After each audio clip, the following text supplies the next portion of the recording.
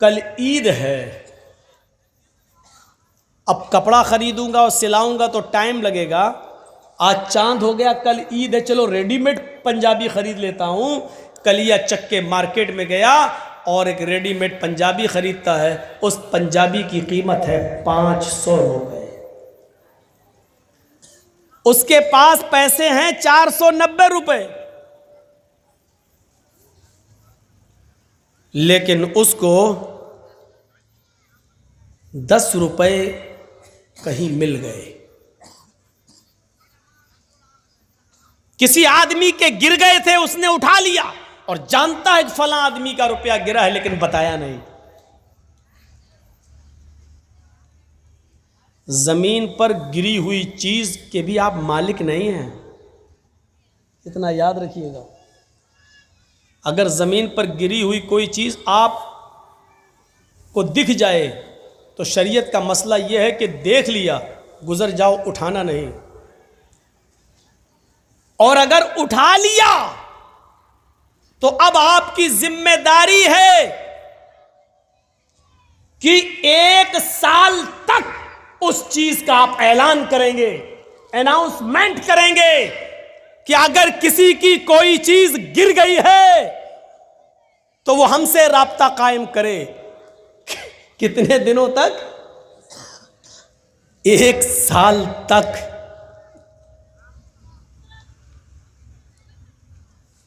1 साल तक आप उसका अनाउंसमेंट करेंगे, 1 साल तक। और जब 1 साल के बाद भी कोई नहीं आता है, उसका मालिक नहीं मिलता है, तब आप उसका 5वां हिस्सा सदका और खैरात करके बकिया चीज आप अपने लिए इस्तेमाल कर सकते हैं। यानी 100 रुपए मिले हैं आपको, तो पहले 1 साल तक उसका अनाउंसमेंट करो, बचेगा क्या? और 1 साल तक जब 100 रुपए का मालिक आपको ना मिले तो फिर उसमें 5वां हिस्सा यानी 20 रुपए सदका और खैरात गरीब को दो, और उसके बाद 80 रुपए आप इस्तेमाल कर सकते हो। वो भी कब? और ये इस्तेमाल करने की इजाजत आपको वो भी इस कंडीशन में मिल रही है क्योंकि आपने 1 साल मेहनत की है। यानी ये 80 रुपए भी आपके लिए तब हलाल हो रहे हैं जब आप 1 साल मेहनत करने के बाद उसके मालिक तक नहीं पहुंचा पाए या उसका मालिक नहीं मिला। तब 10 रुपए आपको मिल गए, लेकिन आपने उसको बताया नहीं, जिसका गिरा चुपके से आपने उठाया, और 490 रुपए में 10 रुपए मिलाकर 500 रुपए का पंजाबी आपने खरीद लिया। 490 रुपए हलाल के हैं जो आपने रिक्शा चलाकर मेहनत करके कमाया, लेकिन 10 रुपए आपने उसमें हराम के मिला दिए, पंजाबी आपने खरीद लिया।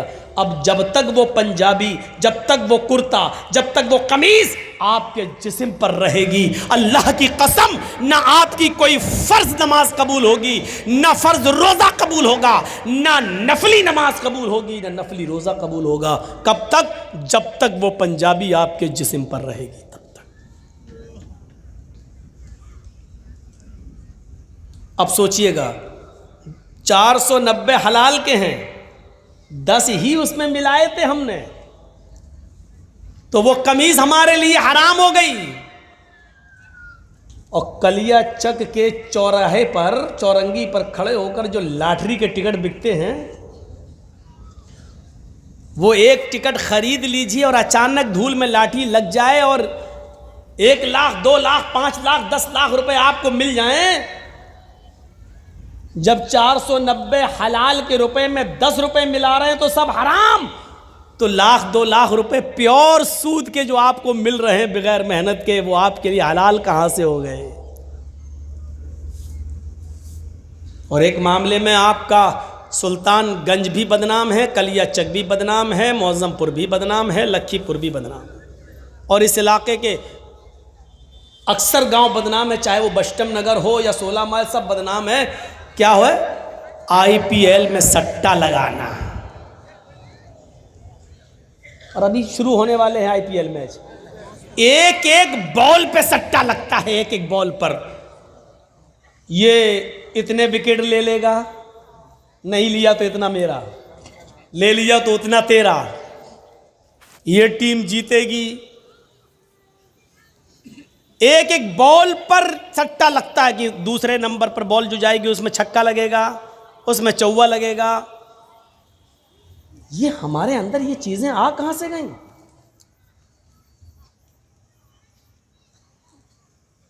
ये तो प्योर हमने लगाया 1,000 रुपया, या तो इधर गया या इधर आया। लेकिन तसव्वुर कीजिए, इस्लाम ये कहता है कि अगर आपने किसी को 100 रुपए दिए बतौर कर्ज, बतौर उधार, ये कहकर दिया कि आप 100 रुपए ले लीजिए, आपको ज़रूरत है, लेकिन 1 महीने के बाद जब आप वापस करेंगे मुझे तो हम आपसे 110 रुपए लेंगे। हम आपसे 110 रुपए लेंगे और आपने 1 महीने के बाद 110 रुपए उससे ले लिए, तो जानते हो ये 10 रुपए आपके पास जो आए हैं और आपने जो 10 रुपए 1 महीने के बाद ज्यादा ले लिया, आप तो सट्टे में 1,000, 2,000, 5,000, 10,000 लगाते हो IPL के। यहां तो आपने किसी की मदद की है और उस मदद के जरिए उसने 100 रुपए में कमाया और 1 महीने के बाद 110 दे दिया। वो 10 रुपए जो आपके पास ज्यादा आ रहे हैं, उस 10 रुपए के बारे में अल्लाह के नबी क्या फरमाते हैं, सुनिए। अपने माजा की रिवायत है, दिरहमु रिबा याकुलुहु रजुलु वहुवा यालम। सूद का और ब्याज का 1 दिरहम खाना, हम तो 10 रुपए ज्यादा बता दिए, 1 रुपया भी सूद और ब्याज का खाना। अब सही आया मैं।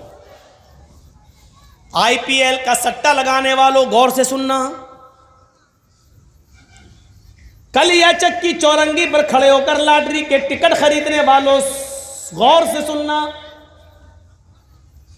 बैंकों में लाखों रुपए जमा करने के बाद सेविंग अकाउंट में सूद बढ़ जाता है और सेविंग अकाउंट से सूद लेकर खाने वालों गौर से सुनना।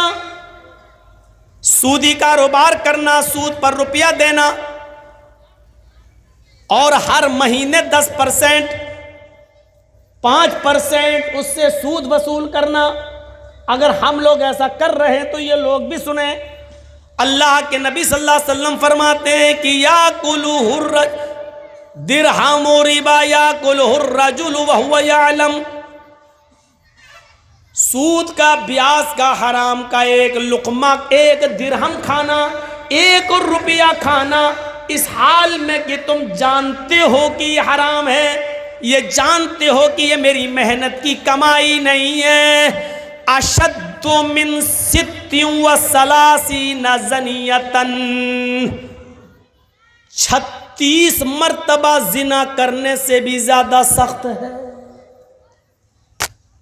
कैसा लग रहा है? सूद और ब्याज का 1 रुपया खाना, जिसके बारे में अल्लाह के नबी फरमाते हैं कि 36 मर्तबा जिना करना। ओह, जिना, जिस काम को हम सबसे ज़्यादा गंदा समझते हैं, किसी की माँ, बहन, बेटी के साथ हम जिना करें, और 1 बार नहीं 36 बार जिना करना। अल्लाह के नबी फरमाते हैं 36 बार, 36 मर्तबा जिना करने से भी बड़ा और सख्त है ये काम, यानी सूद का और ब्याज का 1 रुपया खाना। और बुलाओ मौलाना जर्जीस को, इससे तो अच्छे हमारे यहाँ के मौलवी है, कम से कम ये सब तो नहीं बोलते। सब बोलते हैं, बोलने का अंदाज अलग अलग होता है। ये अलग बात है कि आप अपने इलाके के उलमा की बात एक कान से सुनते हैं, दूसरे कान से उड़ा देते हैं। क्यों? घर की मुर्गी दाल बराबर।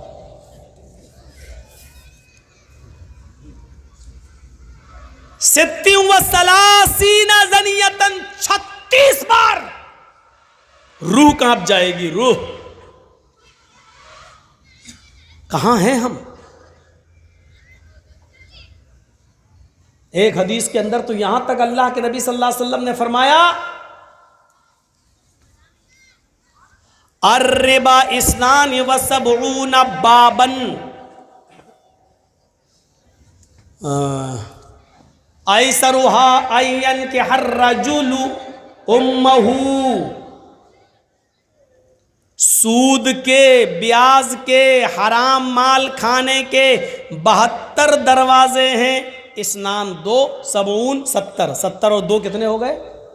72। अल्लाह के नबी क्या कहते हैं? और रिबा इस्नान व सबऊन बाबन, सूद के और ब्याज खाने के 72 गेट हैं, 72 दरवाजे हैं, 72 गेट्स। देयर आर 72 गेट्स, 72 दरवाजे हैं सूद और ब्याज के। उसमें सबसे छोटा और हल्का दरवाजा बता रहे हैं अल्लाह के नबी 71, और इससे बड़े बड़े हैं, लेकिन सबसे हल्का दरवाजा क्या है? सबसे हल्का गेट क्या है? सबसे करीब का दरवाजा क्या है?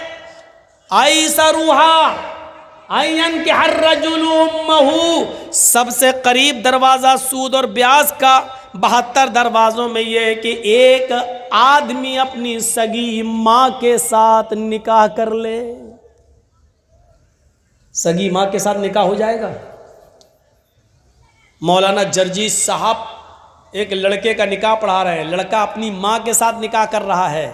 जर्जी साहब 1,00,000 मरतबा भी पढ़ें, या अय्युहल्लज़ीना आमनू तक़ुल्लाह हक़्क़ तुक़ातिही वला तमूतुन्ना इल्ला व अंतुम मुस्लिमून, या अय्युहन्नासु तक़ू रब्बकुमुल्लज़ी ख़लक़कुम मिन नफ़्सिन वाहिदा व ख़लक़ मिनहा ज़ौजहा व बस्स मिनहुमा रिजालन कसीरन व निसाअ। 1,00,000 मरतबा भी कुरान की आयतें पढ़ जाएं, लेकिन इसके बावजूद वो निकाह नहीं होगा, क्योंकि मां लड़के पर हलाल नहीं हो सकती है। अब वो सोच रहा है कि मेरा निकाह हो गया, और रात में वो अपनी मां के साथ हम बिस्तरी करता है, मिलता है, ये सोच कर कि मेरा तो निकाह हुआ है मां के साथ। तो क्या निकाह और निकाह के कलमात पढ़ने के बावजूद, ये कुरान की आयतें पढ़ने के बावजूद, क्या उसकी मां उसके लिए जायज़ हो जाएगी? नहीं। अगर वो हम बिस्तरी करता है तो ये जिना ही माना जाएगा और हरामकारी मानी जाएगी।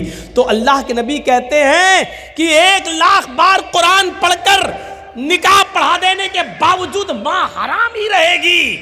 आई सरुहा आयन के हर रजुलुम्महु, कि मां के साथ कोई आदमी निकाह करे लेकिन वो निकाह के बावजूद भी हरामकारी करता है। इसी तरीके से सूद और ब्याज के माल पर चाहे कितनी दुआएं पढ़ के खाओ, बिस्मिल्लाह, तो बिस्मिल्लाह कहने से हलाल नहीं हो जाएगा। सूद और ब्याज बिल्कुल सूअर के गोश्त की तरह होता है। आप लाख कहिए बिस्मिल्लाह अल्लाहु अकबर, लेकिन सूअर हलाल नहीं होगा, कुत्ता हलाल नहीं होगा। सूद और ब्याज की रकम पर कितने ही दुआएं पढ़ डालो, हलाल नहीं होगा। माँ के साथ निकाह करते वक्त कितनी आयतें पढ़ डालो, लेकिन माँ लड़के पर हलाल नहीं होगी।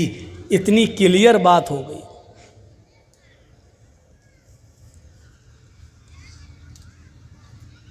याद करेगा, या अय्युहल्लज़ीना आमनू तक़ुल्लाह वज़रू मा बक़िया मिनर रिबा। ऐ ईमानो वालो, जो तुमने माल दिया है असल लागत पर और जो बढ़ गया है उस बढ़े हुए माल को छोड़ दो। वज़रू मा बक़िया मिनर रिबा, अल्लाह से डरो और बढ़ा हुआ माल हर हाल में छोड़ दो, हर हाल में छोड़ दो, उसको किसी भी कीमत पर मत लो। ये कुरान कह रहा है, उसको किसी भी कीमत पर मत लो। फ़इल्लम तफ़अलू फ़अज़नू बिहर्बिन मिनल्लाहि व रसूलिही, अगर तुम बढ़े हुए माल को लेने से नहीं रुकते हो, अगर तुम जायद माल उससे नहीं बचते हो, सूद और ब्याज खाना नहीं छोड़ते हो, फ़अज़नू बिहर्बिन मिनल्लाहि व रसूलिही, तो अल्लाह और उसके रसूल से जंग लड़ने के लिए तैयार हो जाओ, अल्लाह और उसके रसूल से युद्ध लड़ने के लिए तैयार हो जाओ। दुनिया में किसने अपनी माँ का इतना दूध पिया है जो अल्लाह से लड़ सके और उसके रसूल से लड़ सके? दुनिया में ऐसा कौन सा माँ का बेटा है जिसने अपनी माँ का इतना दूध पिया है कि वो अल्लाह रब्बुल आलमीन से जंग कर सके और जीत जाए, अल्लाह रब्बुल आलमीन का मुकाबला कर ले? मेरे प्यारे साथियों, तसव्वुर करो, फ़अज़नू बिहर्बिन मिनल्लाहि व रसूलिही, ये अल्लाह फरमा रहा है, कुरान की आयत है कि सूद खाने वालों, जायद माल खाने से बच जाओ, उसको छोड़ दो, किसी भी कीमत पर उसको अपने ऊपर इस्तेमाल मत करो। वो जो पड़ा हुआ सूद है वो आप ना अपने ऊपर इस्तेमाल कर सकते हैं, ना अपने बीवी बच्चों पर इस्तेमाल कर सकते हैं। अरे उस बड़े हुए सूद को मस्जिद के चंदे में देने में भी इस्तेमाल नहीं कर सकते हो। अगर कोई ये कहे कि दे दो हम मस्जिद की लैट्रीन बना लेंगे, तो बड़ा हुआ सूद मस्जिद के पेशाब खाने और इस्तंजा खाने और लैट्रीन बनाने के भी काम में नहीं आ सकता है। आप बड़े हुए सूद को मस्जिद के लैट्रीन और पेशाब और पायखाने के काम में भी इस्तेमाल नहीं कर सकते हैं, उस चीज में भी नहीं लगा सकते हैं। उस बड़े हुए सूद को आप अगर बैंक से लेते हैं तो जेल के आम कैदियों को जेल से छुड़ाने के लिए आप इस्तेमाल कर सकते हैं, आम शाहराह पर खर्च कर सकते हैं। जैसे कोई रोड है खराब है, उस पर हिंदू मुसलमान सिख ईसाई सब गुजरता है, उससे सबको फायदा होता है, ऐसी जगह पर आप इस्तेमाल कर सकते हैं। लेकिन जो सिर्फ मुसलमान जिससे फायदा उठाएं वहां आप इस्तेमाल नहीं कर सकते हैं। अब आप गौर कीजिए, मस्जिद की लैट्रीन और पेशाब और पायखाना तक अगर उस पैसे से नहीं बन सकता और जायज नहीं है, वो माल आप अपनी औलाद को और अपनी बीवी को और अपने बच्चों को खिलाते हो। शर्म आनी चाहिए हमें और आपको, शर्म। ऐसा सब कुछ करने के बाद और हम ये उम्मीद रखें कि कयामत के दिन हमें इसका हिसाब नहीं देना होगा।